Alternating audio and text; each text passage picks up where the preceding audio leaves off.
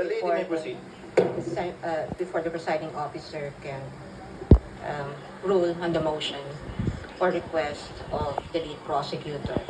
But before I give my comment, may I just clarify if the lead prosecutor is now making a motion to arraign the respondent accused.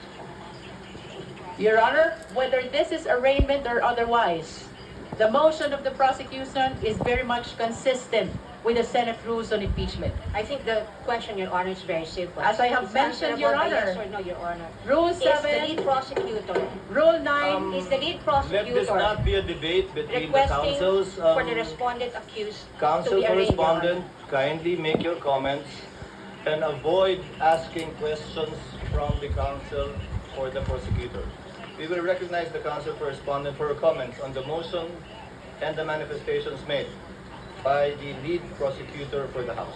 You may proceed, ma'am. Thank you, Your Honor. I believe I have a standing question to the lead prosecutor, and I would like to ask her for the legal basis for requiring the respondent to be arraigned today.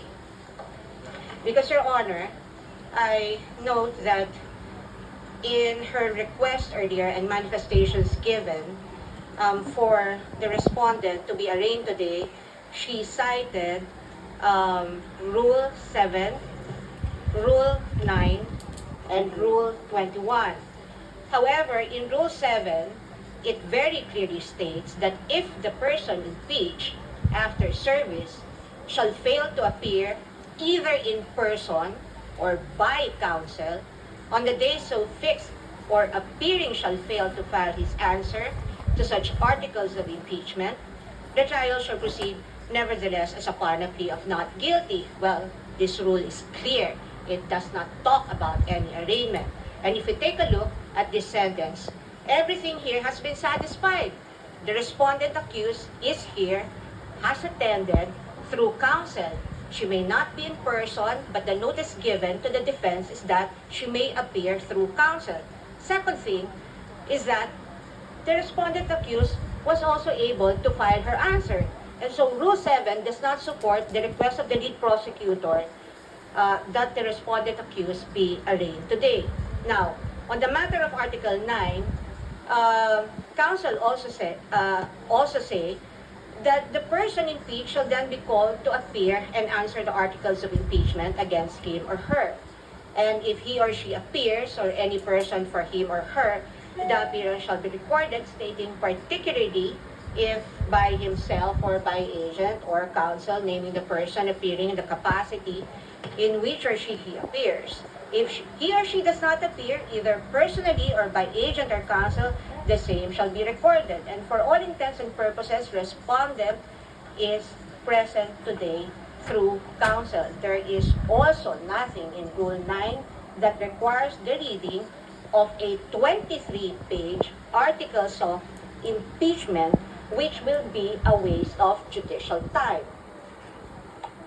Finally, under Rule 21, Your Honor, may I just correct the manifestation earlier by counsel, because it would seem to me, unless a reading of the transcript would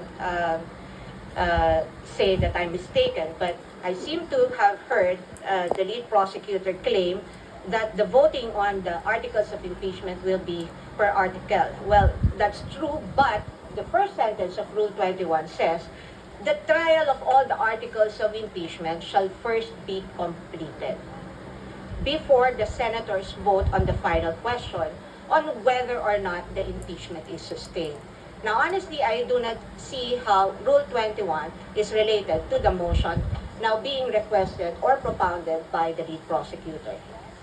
And at any rate, Your Honor, given that the respondent is represented by her counsel today, and this is consistent, her appearance is consistent with the notice given and in accordance with the rules on of procedure of this court, then we can enter her plea on her behalf. The arguments of the parties are duly noted.